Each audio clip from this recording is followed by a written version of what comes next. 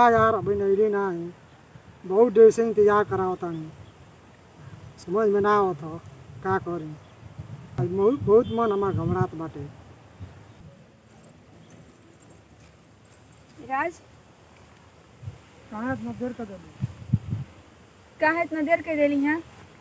तुमके का बताई हम काहे इतना देर कर देली हैं? अब ई देरी हमेशा के लिए ख़त्म हो जाई। कहाँ सोना? काहे कि हमार शादी लग चुकल बा और हम तो से अब कबो ना मिले आए। हमसे कहाँ प्यार कैलू? अब हम प्यार कई ले रहली, हम का करी?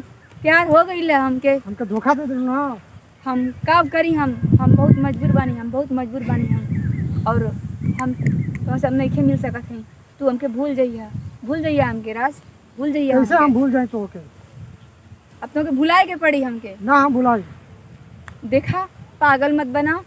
तू होके भुला के हमके जिए के पड़ी, तू के भुला के हमके जिए के पड़ी। ये पागल मत बना। तो तो जितना ही ना प्यार करू।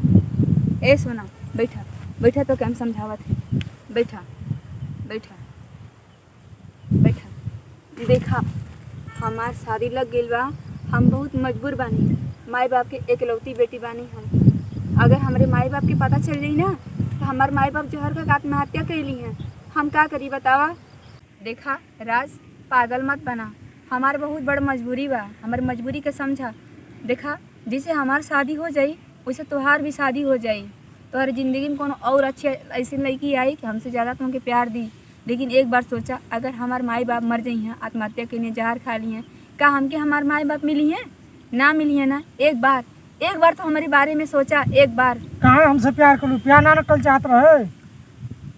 हम का करी? बस हम प्यार कई ले रहली, तो हम कई ले रहली। माई बाप से पूछ के प्यार कैलू। सोना, हम तो कभी ना भुला सकीला, कभी ना भुला सकीला हम। जैसे तू हमारे लिए बेचैन बाड़ा, हम तोरे लिए बेचैन रहीला। तो हमके धोखा न देताड़ू हमके। अब तू हमके चाहे जो भी कहा, चाहे धोखा कहा, चाहे धोखेबाज कहा, जो भी कहा, तोहरे नज़र में हम गिर गईली, हम जानत हई। लेकिन हम का करी? हम अपने माई बाप की इज्जत के बारे में सोचत हई। तू एक बार सोचा। ऐसे ना हो सकला अंजलि, ऐसे ना हो सकला। राज, मान जा। और तू खूब अच्छा लगी देख के शादी कर लिया, बहुत अच्छा लगी देख के। हम केहू से शादी ना करब। हमारे दिल दिमाग में तू रहलू। राज, हमू तो से बहुत प्यार करीला। आई लव यू, बहुत प्यार करीला तुमसे हम। पर हमार मजबूरी समझा, ये हमार आखिरी मिलन बा, आखिरी। अब दोबारा हमार मिलन ना हो सकेला। हमार 5 मई की शादी है। ऐसा ना हो सकेला। राज, मजबूरी समझा, थोड़ा बात के समझा हमारी परेशानी के। राज, मजबूरी हमारे समझे। तुम्हारी जिंदगी में बहुत अच्छी लड़की है, बहुत अच्छी, जो खूब ज्यादा प्यार दी, खूब खुश रखी। हम नहीं जाना। राज, बात समझा। ठीक ना कैलो। बहुत खुश नसीब लड़की जो तोहरा जिंदगी में आई। राज, हम बहुत बदनसीब बाड़ी जी, हम तोहर जिंदगी में नहीं की, हम जाता नहीं, हम बहुत बदनसीब बाड़ी। तू बहुत खुश नसीब बड़ा की का हम बताई? राज कुछ ना, हमके छोड़ो। राज, बस आखिरी मुलाकात तो अच्छा से बात कर ला। ना, हम ना बात ना करो। राज, मत ऐसे करा, मत करा ऐसे। तू बहुत अच्छा बड़ा राज, बहुत अच्छा। तो आगे नहीं पता तू कितना बढ़िया बड़ा। मत रोवा राज, मत रोवा।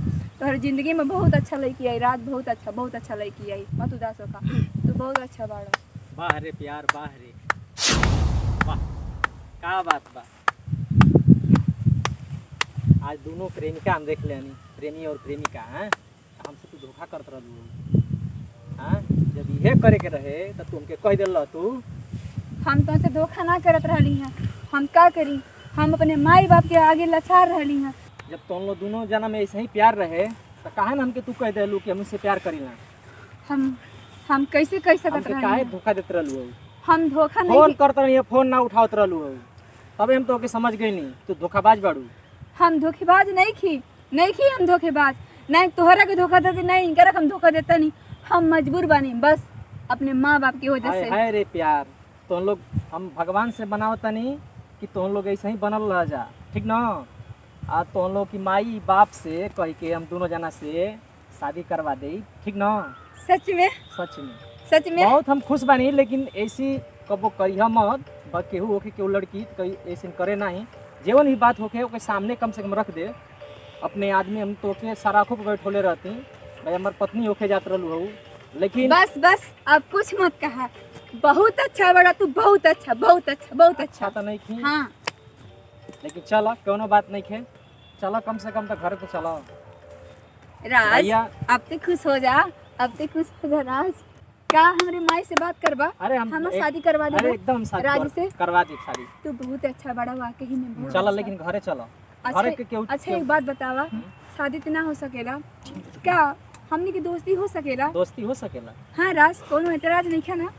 नहीं है ना? देखा ना कितना अच्छा बना ना, हमनी के मिला देना ना। अच्छा आओ हम लोग तीन लोग फ्रेंड फ्रेंड है फ्रेंड फ्रेंड फ्रेंड। हाँ हाँ राज, ठीक खुश।